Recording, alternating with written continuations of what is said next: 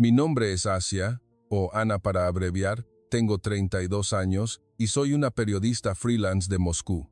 La gente me conoce por ser dolorosamente honesta y por no tener reparos en señalar a las naciones que parecen ancladas en el pasado. El mes pasado, mi editor me asignó una tarea inesperada. Ana, ve y comprueba por ti misma de qué está hablando el mundo. Una sonrisa burlona se dibujó en mi rostro. México, el país sobre el que escribí en 2018, que seguía siendo un destino para el turismo de bajo presupuesto. Un lugar con playas hermosas, pero con una infraestructura que parecía no haber avanzado desde 2005. Una nación cuyas noticias estaban plagadas de inestabilidad política, corrupción y un sistema de salud del que los ricos huían para tratarse en Houston. Le respondí a mi editor sin dudarlo. Si quieres que vaya para demostrar que sigue tan atrasado como siempre, iré. El avión aterrizó en el Aeropuerto Internacional de la Ciudad de México a las 3 de la mañana. Una humedad del 80% me golpeó en la cara en cuanto se abrió la puerta. El olor a lluvia se mezclaba con el aroma penetrante de los tacos al pastor y la carne asada.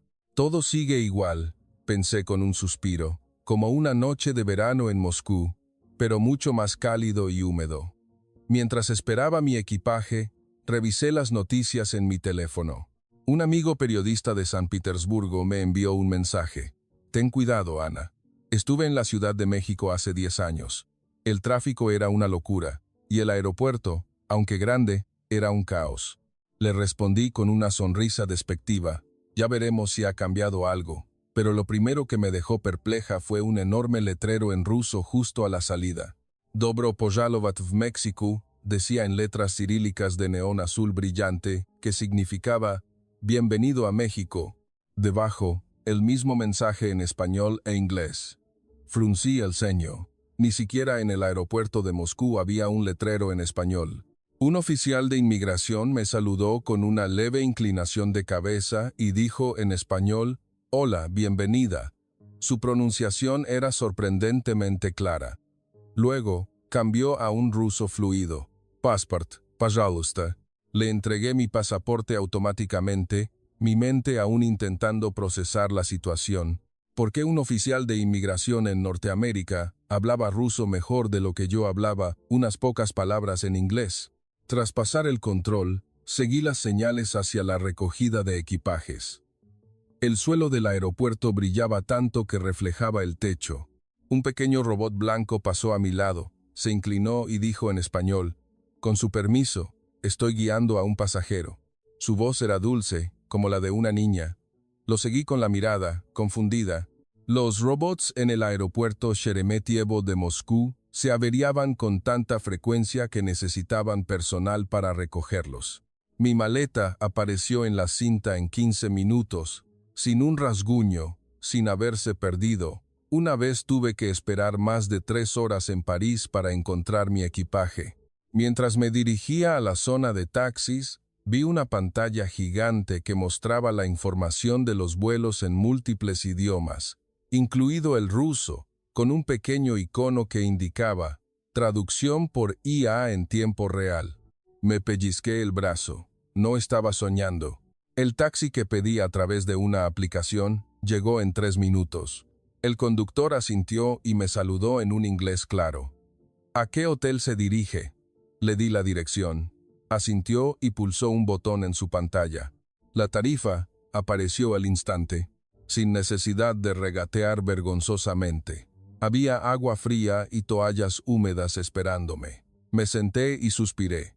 Bueno, al menos es mejor que los taxis de Moscú, me dije, para sentir que aún tenía el control. Pero esa noche, en mi habitación de hotel en la colonia Polanco, me quedé mirando al techo, incapaz de dormir. Mi mente daba vueltas con las imágenes del día, el letrero en ruso, el robot que hacía una reverencia, el oficial que hablaba mi lengua materna. Todo era demasiado rápido, demasiado limpio y demasiado organizado para lo que había imaginado de México en 2025. Abrí mi portátil y escribí el título de mi primer artículo. He llegado a la Ciudad de México y algo va muy mal. No sabía que, en pocos días, Esa frase se convertiría en la profecía más precisa de mi carrera periodística. A la mañana siguiente, a las 5:30, me despertó una notificación de la aplicación del hotel. Un mensaje en ruso apareció en mi pantalla. Buenos días, Anastasia. El desayuno se sirve en el piso 42, con vistas al Paseo de la Reforma. Si desea un menú ruso, por favor, avísenos en los próximos 5 minutos y se lo llevaremos a su habitación. Me senté de golpe. Comida rusa en un hotel de la Ciudad de México. Pulsé el botón sí sin pensarlo. 10 minutos después, un empleado llamó a la puerta con una bandeja de plata cubierta. El aroma a sopa borscht y crema agria me hizo la boca agua. Todo estaba caliente y delicioso, como si lo hubiera preparado mi madre. Casi quise llorar. Después del desayuno, decidí explorar la ciudad de verdad. Mi primer objetivo: demostrar que el tráfico de la Ciudad de México seguía siendo una pesadilla. Pedí un taxi a través de la aplicación de nuevo. El conductor me dijo con una sonrisa: «Hoy hay un poco de tráfico, pero llegaremos al centro histórico en no más de 25 minutos». Me reí por dentro. En Moscú, 25 minutos apenas alcanzaban para ir al supermercado más cercano, un trayecto que normalmente me llevaba 45. Pero apenas 2 minutos después de salir del hotel, el conductor pulsó un botón en la pantalla. El coche se desvió hacia un carril especial de color morado, con un letrero que decía Carril EV y VIP. Todos los vehículos en ese carril eran eléctricos y se movían rápidamente, sin el ruido de los motores. Un panel electrónico inteligente al lado de la carretera mostró un mensaje al instante: «Bienvenido al sistema de gestión de tráfico IACDMX 2030». Parpadeé con fuerza. ¿2030? Estábamos en 2025. Sabía que en algunas culturas usaban otros calendarios, pero la cifra en ese letrero parecía más avanzada que cualquier cosa que hubiera visto en Moscú. A lo largo del camino, pequeños drones sobrevolaban, monitoreando el tráfico. Donde había congestión, los drones enviaban una señal, y los semáforos cambiaban de color al instante. El conductor se giró y sonrió. Antes, el tráfico era terrible, pero en 2028, el gobierno colaboró con una empresa tecnológica china y startups mexicanas para completar este sistema en 18 meses. Ahora, la congestión se ha reducido en un 68%. Me quedé en silencio, sin palabras. Llegué al centro histórico en 22 minutos. Al bajar del coche, me quedé paralizada frente a una plaza que recordaba de fotos de hacía 10 años. Pero ya no era una plaza ordinaria. Toda la fachada de un edificio era una pantalla LED curva gigante que proyectaba imágenes de campos de agaves azules en medio de la ciudad. Un texto en ruso apareció: «Hoy, la contaminación por PM2.5 es de solo 12 microgramos. Disfrute su día». Saqué mi teléfono para revisar la aplicación de contaminación en Moscú. Hoy marcaba 87 microgramos. Cerré la aplicación de inmediato. Se sentía como si se estuviera burlando de mí. Mientras caminaba por el centro, vi a una niña con una camiseta blanca hablando con un robot de tamaño humano. El robot hablaba en español con una voz infantil y suave. «¿Quieres la muñeca con el vestido azul, verdad? Te llevaré». Luego, el robot tomó la mano de la niña y caminaron juntos. La madre de la niña observaba desde la distancia, sonriendo sin preocupación. Inconscientemente, los seguí. El robot llevó a la niña a una juguetería, escaneó su rostro, tomó exactamente la muñeca del vestido azul que quería y se la entregó. La madre agradeció al robot con una inclinación de cabeza. El robot respondió de la misma manera y dijo: «Ha sido un placer servirle. Que te diviertas mucho». Me quedé allí, inmóvil. Las lágrimas casi brotaron de mis ojos ante una escena más cálida de lo que jamás había imaginado en un país en desarrollo. Esa tarde, me senté en un Starbucks en el 8º piso de un centro comercial. Pedí un café usando un código QR. Un brazo robótico preparó mi bebida automáticamente. El café estuvo listo en 42 segundos. a la temperatura perfecta, sin un solo error. Abrí mi portátil y escribí la primera frase del día. Segundo día en la Ciudad de México y empiezo a dudar de mí misma. Esa noche, tampoco pude dormir. El sonido del metro que pasaba por la ventana no era ruidoso ni contaminante, solo una suave luz azul que se reflejaba en la pared, como si susurrara. Bienvenida al 2030 que creías que todavía era 2005. Aún no estaba lista para aceptarlo, pero las grietas en el muro de mis creencias comenzaban a extenderse.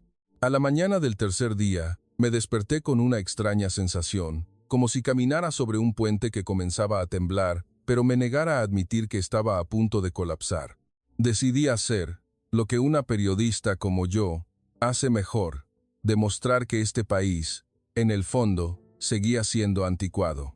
Abrí Google Maps y busqué un hospital público, uno que usaran los mexicanos de a pie. Quería ver las largas filas, los pacientes abandonados esperando durante horas. La imagen sobre la que había escrito hace 5 años. El Hospital General de México fue mi objetivo. Pedí un coche a través de la aplicación. El conductor se volvió y preguntó con preocupación, ¿va al Hospital General? Hoy está lloviendo. Sonreí para mis adentros. Perfecto. Quería ver la lluvia caer sobre los pacientes que esperaban afuera. Pero cuando el coche entró en el área del hospital, la imagen que esperaba se hizo añicos en un instante. No había gente sentada en el suelo mojado por la lluvia, ni camillas en fila. En su lugar, una enorme cúpula de cristal transparente cubría toda la zona de recepción de urgencias. El interior estaba tan iluminado como un aeropuerto. Un panel electrónico de color verde indicaba, tiempo de espera promedio hoy, 4 minutos, 27 segundos. Me bajé del coche con las piernas temblorosas y entré sin saber muy bien qué estaba haciendo. La recepcionista me saludó con una inclinación de cabeza y preguntó en inglés, ¿tiene algún síntoma o viene a visitar a un paciente? Respondí automáticamente, vengo a observar, soy periodista. Ella sonrió y me entregó una tableta. Por favor, escanee este código QR para obtener su pase de observadora. Hoy también tenemos periodistas de Japón y Corea del Sur de visita. 3 minutos después, llevaba una bata azul claro y seguía a una enfermera que se presentó como Laura. Me llevó a la sala de urgencias. Lo que vi me dejó sin aliento. La sala era espaciosa, sin el fuerte olor a desinfectante. Pequeños drones sobrevolaban a cada paciente, mostrando en tiempo real su pulso, presión arterial y nivel de oxígeno. Los médicos llevaban gafas de realidad aumentada y examinaban a los pacientes sin necesidad de tomar notas en papel. Todos los datos se enviaban directamente al sistema. Laura susurró. Antes, esta sala estaba tan llena que no se podía ni caminar. Pero en 2028 empezamos a usar un sistema de triaje con IA para clasificar a los pacientes. Los casos graves son trasladados a quirófano en menos de 7 minutos. Los pacientes con dolencias menores no esperan más de 15 minutos. La seguí a un rincón de la sala. Un niño de unos 10 años estaba sentado en una cama, con la pierna derecha inmovilizada con un yeso ligero y blanco. El niño me sonrió y dijo en inglés, «Esta mañana me caí de mi scooter, me rompí el brazo en 2 partes, pero los médicos me imprimieron un yeso en 10 minutos. Ahora no me duele nada». Miré el yeso. Era delgado como el papel, pero parecía resistente y transpirable. Había sido impreso en una impresora 3D junto a la cama. Laura sonrió y continuó. «Esta máquina cuesta menos de $5,000 y ya está disponible en todos los hospitales públicos de la Ciudad de México». Salí de esa sala con las piernas débiles y la mente en blanco. De regreso al hotel, saqué mi teléfono y le envié un mensaje a mi editor. «Creo que me estoy volviendo loca, o he estado ciega durante demasiado tiempo». Esa noche, me senté de nuevo en el balcón, observando las luces de la Ciudad de México brillar como una metrópolis futurista. El sonido del metro sin humo. Los drones de reparto volando junto a mi ventana y un anuncio luminoso que decía, «México, Quizás no empezamos primero, pero corremos más rápido. Levanté mi copa de vino y susurré para mí misma. Por primera vez, no quiero creer lo que ven mis ojos.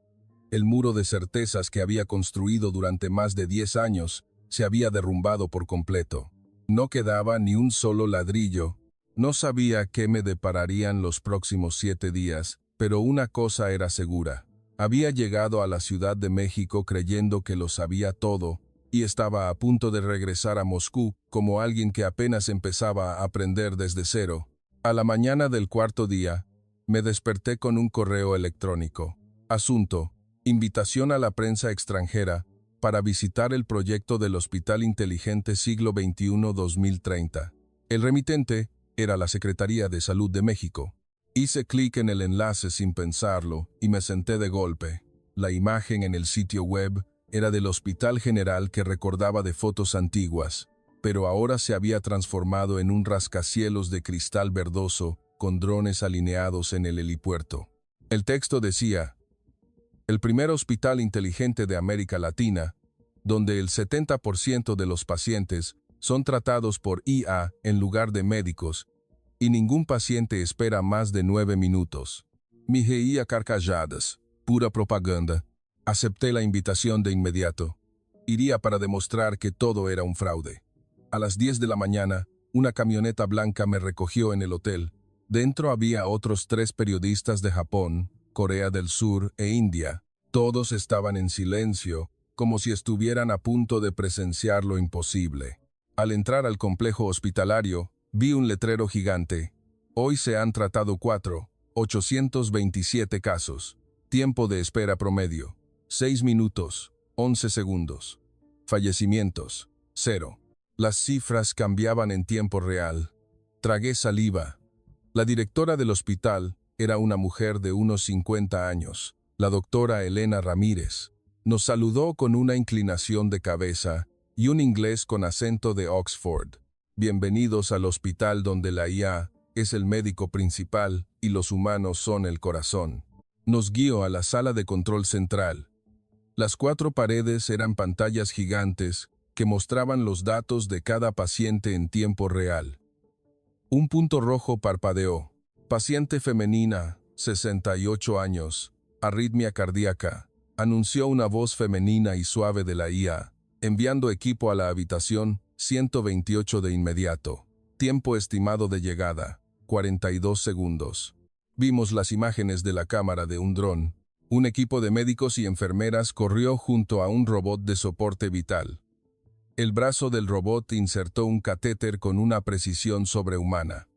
Todo se completó en 4 minutos y 28 segundos. El ritmo cardíaco de la paciente se estabilizó. Ramírez se volvió hacia nosotros. Antes, teníamos que esperar 3 días para los resultados de un análisis. Ahora, la IA lee los resultados de una sola gota de sangre en 18 segundos y prescribe el medicamento adecuado para el perfil genético de cada paciente. El periodista japonés preguntó con voz temblorosa: ¿y qué hay de los médicos humanos? Ella sonrió. Los médicos humanos no desaparecen. Simplemente asumen el papel más importante: tomar la mano del paciente y decirle: no estás solo. Levanté la mano inconscientemente. ¿Y qué pasa con los pobres? ¿Es verdad que el tratamiento es gratuito? Ella asintió. El Seguro de Salud Universal y la IA han reducido los costos en un 84%. El año pasado, tratamos a 200 pacientes con cáncer en etapa terminal de forma gratuita. Me quedé helada. Recordé a mi madre, que murió de cáncer en Moscú hace 10 años. El costo del tratamiento fue tan exorbitante que mi familia casi queda en la ruina. Esa tarde, pedí visitar la sala de pacientes con cáncer. Un hombre mayor estaba sentado en su cama, sonriendo. Hablaba un poco de inglés. Tenía cáncer de pulmón en etapa 4. Los médicos me dieron 6 meses de vida, pero la IA me encontró una nueva terapia génica. Ahora respiro normalmente y no he pagado ni un peso, gracias a Dios y a México. Salí de esa habitación con lágrimas corriendo por mis mejillas. Por primera vez en mi carrera, lloré frente a un paciente. Esa noche, escribí mi primer artículo de verdad. Título: Solía escribir que México seguía en 2005, pero ahora estoy sentada en 2030 y siento que acabo de despertar de un coma. Publiqué el artículo a las 3 de la mañana. En una hora superó las 100,000 visitas. Los comentarios de rusos llegaron como una avalancha. Mentiras. Artículo comprado. Traidora. Apagué la computadora y miré por la ventana. Las luces de la Ciudad de México seguían brillando, como diciéndome, bienvenida a una verdad más dolorosa de la que jamás has escrito. Al quinto día, mi teléfono no paraba de sonar. La pantalla estaba llena de notificaciones rojas. Amigos periodistas de Moscú me añadieron a un chat grupal. Ana, ¿te has vuelto loca? Escribir que México está en 2030. ¿Cuánto te pagaron los mexicanos? Los comentarios en mi artículo se convirtieron en un campo de batalla. Periodista rusa vendida. Ve a curar a tu madre, que murió por el sistema de salud ruso. Dinos que en México todavía hay gente pobre comiendo en puestos callejeros, o estás ciega. Esa última frase me dolió profundamente. Era cierto, no había visto la pobreza de la que tanto había escrito. Decidí ir a buscarla yo misma. A las 3 de la tarde, tomé la línea 1 del metro, la línea rosa. No había aglomeraciones, ni olor a sudor. Todos los asientos tenían sensores. Si una persona embarazada o un anciano subía, el asiento se iluminaba de color rosa.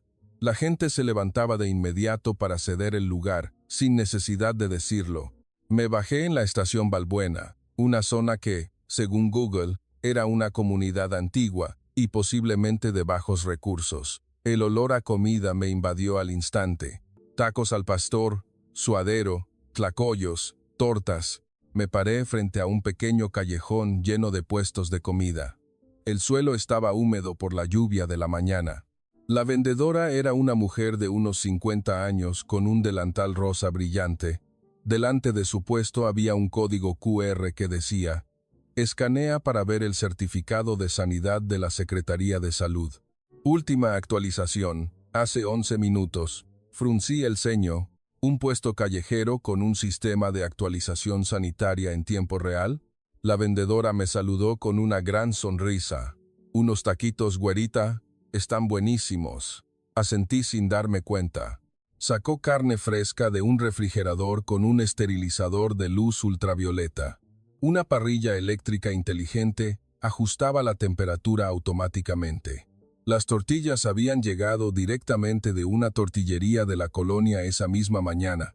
3 minutos después, un plato con 3 tacos al pastor estaba frente a mí, caliente y con un aroma que me hizo la boca agua.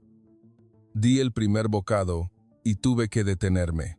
Era la comida más deliciosa que había probado en mi vida.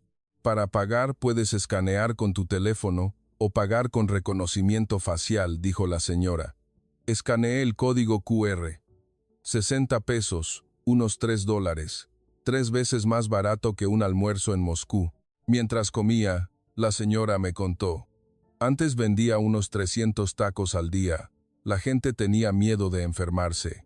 En 2028, la alcaldía nos dio gratis estos escáneres de sanidad, con cámaras de IA que detectan moscas, bacterias y la temperatura.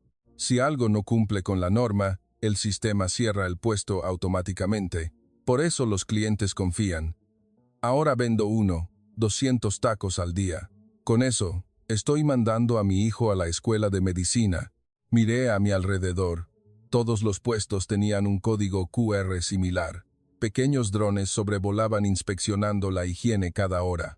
Los niños del callejón llevaban uniformes escolares limpios y jugaban sin miedo a los coches, porque la calle era una Smart Street, una calle inteligente que hacía que los vehículos redujeran la velocidad automáticamente cuando detectaban niños cerca. Tomé fotos de todo. Escribí una breve nota. La comida callejera aquí está más limpia que mi cocina en Moscú. Y lo publiqué. 10 minutos después, mi teléfono ardía. Mi editor me llamó, su tono era duro. Ana, esta es la última advertencia. Mañana quiero un artículo sobre la verdad oculta de México, o nuestro contrato se acaba. Me quedé de pie en medio del callejón de Balbuena. Una brisa fresca soplaba suavemente. La vendedora de tacos se despidió con una inclinación de cabeza. Vuelve mañana, güerita. Inconscientemente, le devolví el gesto y caminé hacia la estación de metro. Esa noche, me senté frente a la computadora hasta las 4 de la mañana. Escribía y borraba, escribía y borraba. Mi mente estaba dividida entre dos voces. La voz de Moscú me decía que volviera a la dura realidad. La voz de la Ciudad de México susurraba: la verdadera realidad está justo frente a ti. Todavía no sabía que en los próximos 3 días, esas dos voces chocarían hasta casi destruir mi carrera periodística. Pero lo que sí sabía era que el sabor de esos tacos de 60 pesos me había cambiado más que cualquier artículo que hubiera escrito. Al 6.º día, me despertaron unos golpes fuertes en la puerta a las 7 de la mañana.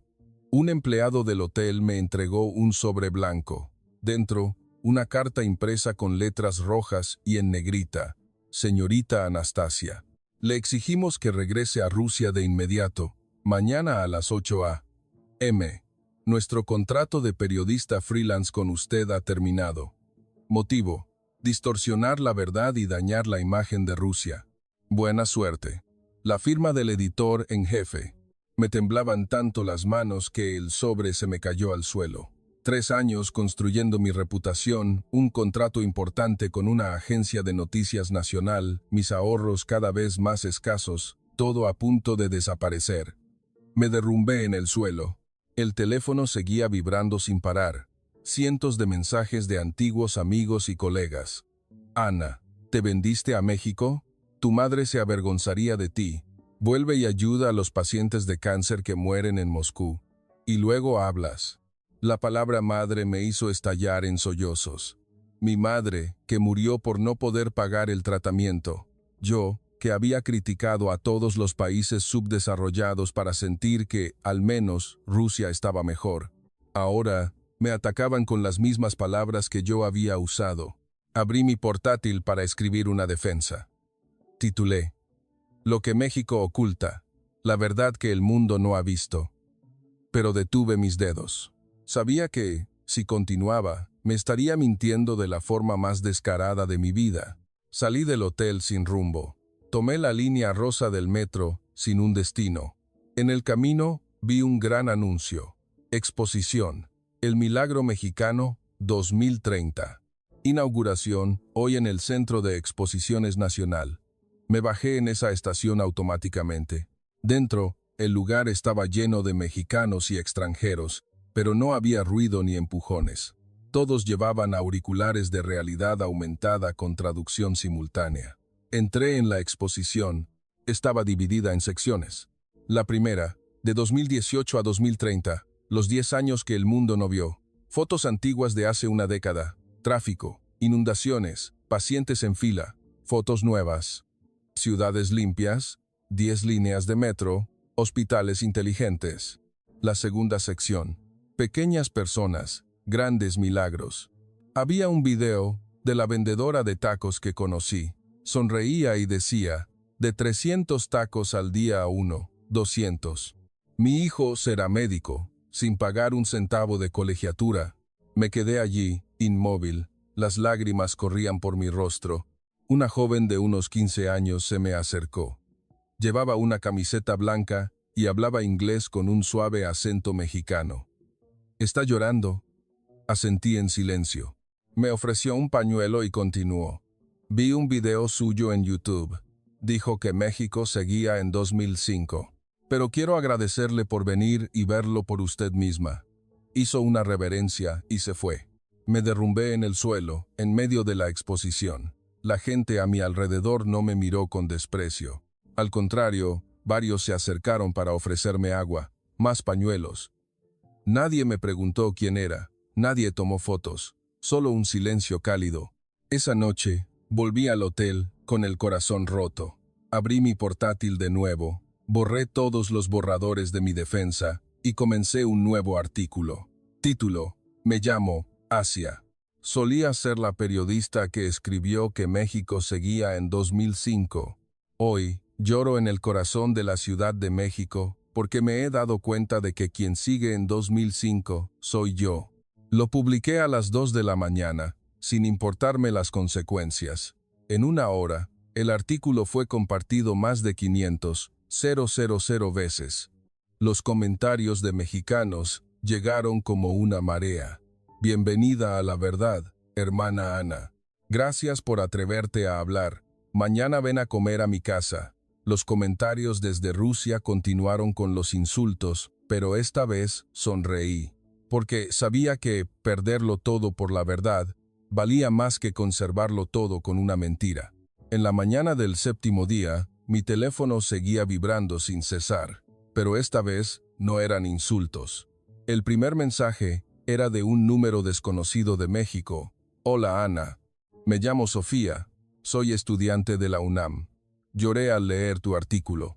Mañana tienes un vuelo de regreso a Moscú por la tarde, ¿verdad? Por favor, ¿podemos vernos un momento?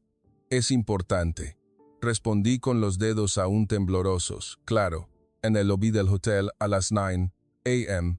En el lobby, una joven menuda con el pelo largo y una sudadera con el logo de la UNAM me saludó desde lejos. Se acercó y dijo de inmediato, Ana, mis amigos y yo nos hemos organizado. No dejaremos que te vayas sola. Me quedé sin palabras. Me mostró su tableta. La pantalla mostraba una nueva página de fans llamada Ana, quédate con nosotros. En solo 7 horas, habían recaudado 120,000 pesos, más de 6,000 dólares, con más de 500 comentarios. Ana, quédate en México. Necesitamos gente que se atreva a decir la verdad. Este dinero es suficiente para que vivas en la Ciudad de México 2 años sin trabajar. Te ayudaremos a encontrar un lugar, un trabajo, amigos. Me dejé caer en un sofá, llorando sin parar. Sofía se inclinó y me abrazó suavemente. A los mexicanos no nos gusta que insulten a nuestro país, pero nos gusta aún más la gente que se atreve a decir la verdad. No te equivocaste al juzgarnos mal. Tu único error fue no atreverte a decirlo antes. Esa tarde, muchos mexicanos vinieron a buscarme al hotel. La vendedora de tacos de Balbuena me trajo una olla entera de comida, gratis. Un médico del Hospital General me envió un mensaje. Si quieres seguir escribiendo sobre el hospital, te daremos todos los datos. El niño del brazo roto me envió un video. Ana, ya puedo caminar. Gracias por venir a verlo con tus propios ojos. Esa noche, cancelé mi vuelo a Moscú. Salí del hotel con mi única maleta. Sofía y sus amigos me llevaron en el metro. Destino, un pequeño apartamento en la colonia Portales. El primer mes de alquiler se pagó con las donaciones. El propietario era un anciano de unos 70 años llamado Don Carlos. Me saludó con una inclinación de cabeza. Bienvenida a tu nuevo hogar, hija. Este cuarto lo rentaba un mexicano que volvió del extranjero. Decía que México no abandona a nadie que ame la verdad. Esa noche, desde el balcón de mi nuevo cuarto, miré las luces de la Ciudad de México, que antes me parecían frías, y ahora me envolvían como un abrazo cálido. Abrí mi teléfono y escribí un último estado. Antes de dormir, pensé que estaba a punto de perderlo todo, pero en las últimas 72 horas, México me ha dado todo lo que nunca tuve. Un trabajo de verdad, un hogar de verdad y un corazón de verdad. Soy Anastasia, y este es el día en que renací en la Ciudad de México de 2030. Publiqué y apagué el teléfono. El sonido del metro ya no era ruido. Era el aliento de la ciudad diciéndome, bienvenida a casa. La noche del 8º día, una fuerte lluvia cayó sobre la Ciudad de México. Estaba sentada en el balcón de mi nuevo apartamento en la colonia Portales. Un relámpago iluminó el cielo y luego se desvaneció, al igual que mi corazón durante los últimos 32 años. Sofía me envió un mensaje. Ana, ¿estás libre esta noche? Quiero llevarte a un lugar que me cambió la vida hace 5 años. A las 11 de la noche, la moto eléctrica de Sofía me esperaba abajo, con impermeables amarillos. Cruzamos la lluvia hasta llegar al bajo puente de un distribuidor vial en Iztapalapa. Bajo el puente, una luz blanca y suave emanaba de farolillos de papel. Cientos de personas estaban sentadas en círculo en el suelo húmedo, sin que la lluvia les importara. Todos escuchaban a un anciano de unos 80 años que hablaba con un viejo micrófono.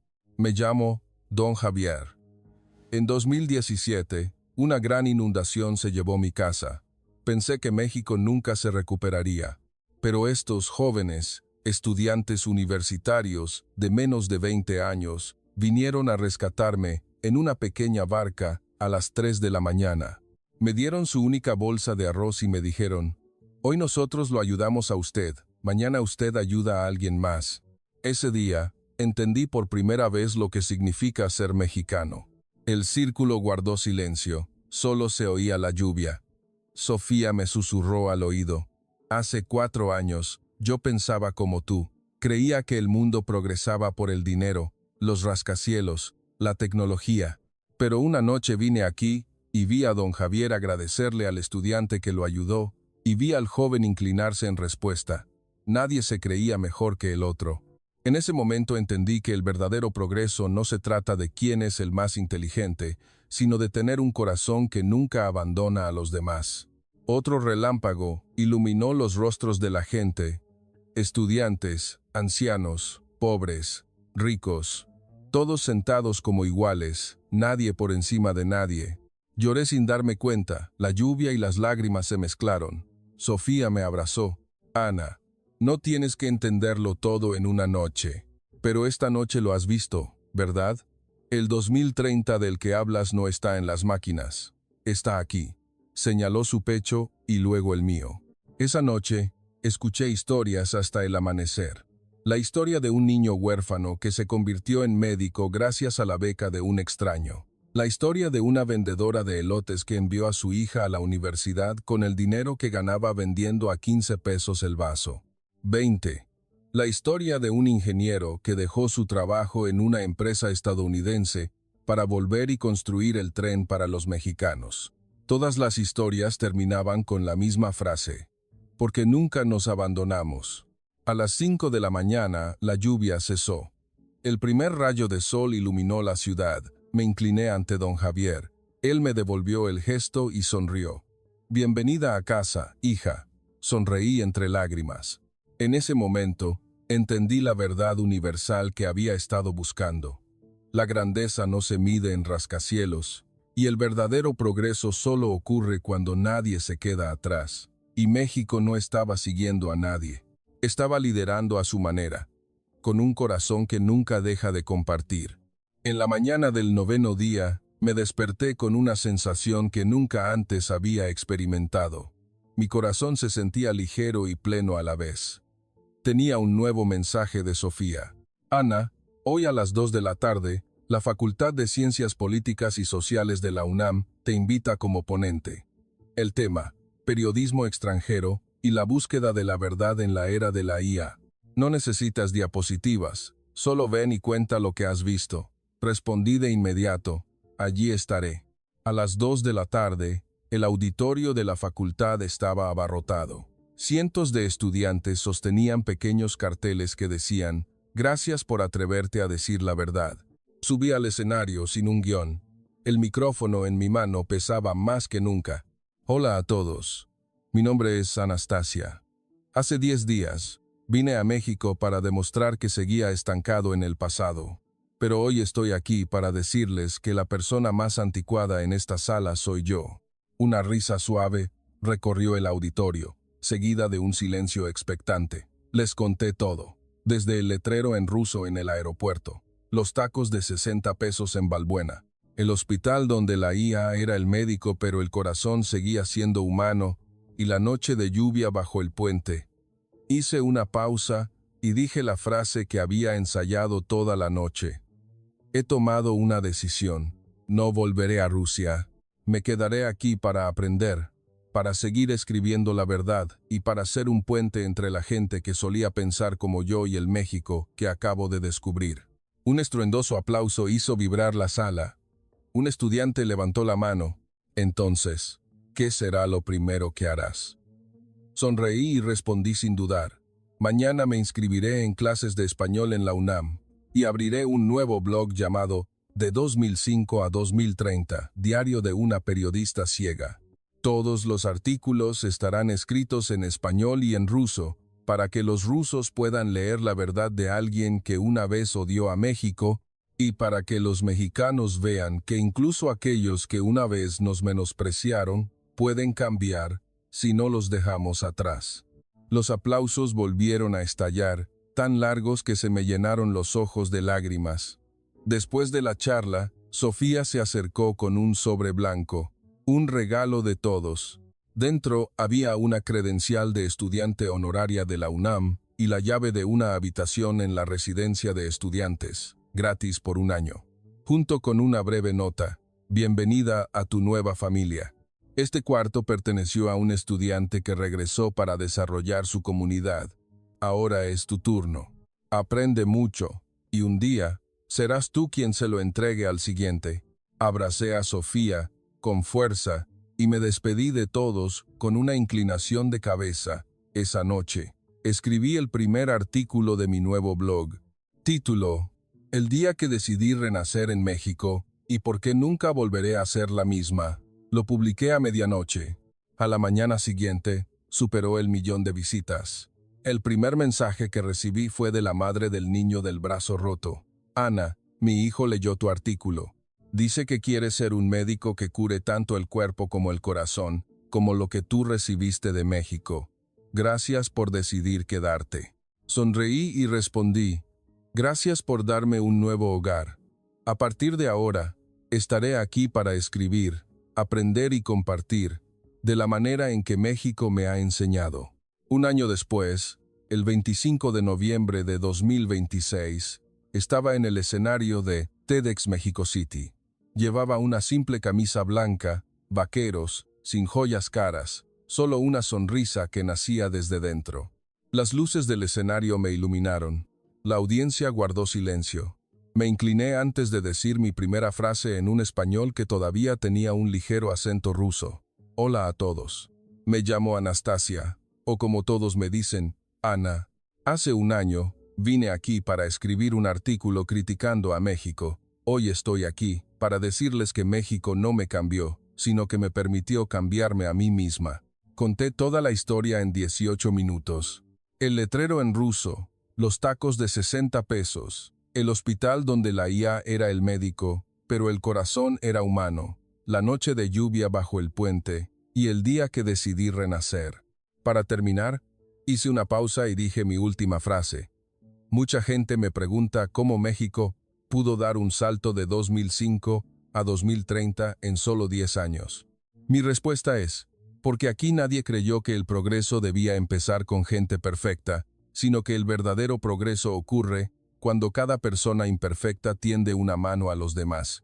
Esta no es una historia de tecnología, es la historia de un corazón que nunca elige a quién ayudar, porque todos somos familia. Las luces se apagaron. El escenario se iluminó con la luz de miles de teléfonos. Todo el auditorio se puso de pie y aplaudió, inclinándose al mismo tiempo. Les devolví el gesto, las lágrimas no paraban de caer. Detrás del escenario, Sofía, con su toga de graduación, corrió a abrazarme. Ana, me gradué, y me voy a hacer una maestría a Moscú para hacer el puente del que hablaste. A su lado estaba el niño del brazo roto, ahora sonriendo radiante con su uniforme de médico interno. La vendedora de tacos sostenía un letrero que decía: tacos, misma receta, todavía a 60 pesos. Don Javier me saludó desde su silla de ruedas. Todas las personas que habían formado parte de mi viaje estaban allí. Me volví hacia la cámara que transmitía en vivo al mundo y dije, por última vez, en ruso: amigos rusos, si todavía creen que México está en 2005, por favor, vengan una vez. No para ver rascacielos o IA, sino para ver cuán rápido un corazón lleno de compasión puede llevar al mundo hacia el futuro. Y si llegan al aeropuerto y ven el letrero Dobro pojalovat v México, sepan que no es solo una bienvenida, es una promesa. No importa cuánto se hayan equivocado, este lugar nunca los dejará atrás. Me incliné ante la cámara y terminé en español. Gracias, México, por convertirme de una periodista ciega en un ser humano que puede ver. Hola, 2030. Y hola para siempre. Las luces se apagaron por completo. El sonido de los aplausos se prolongó tanto que sentí que era el latido del corazón de todo un país diciéndome, bienvenida a casa, para siempre.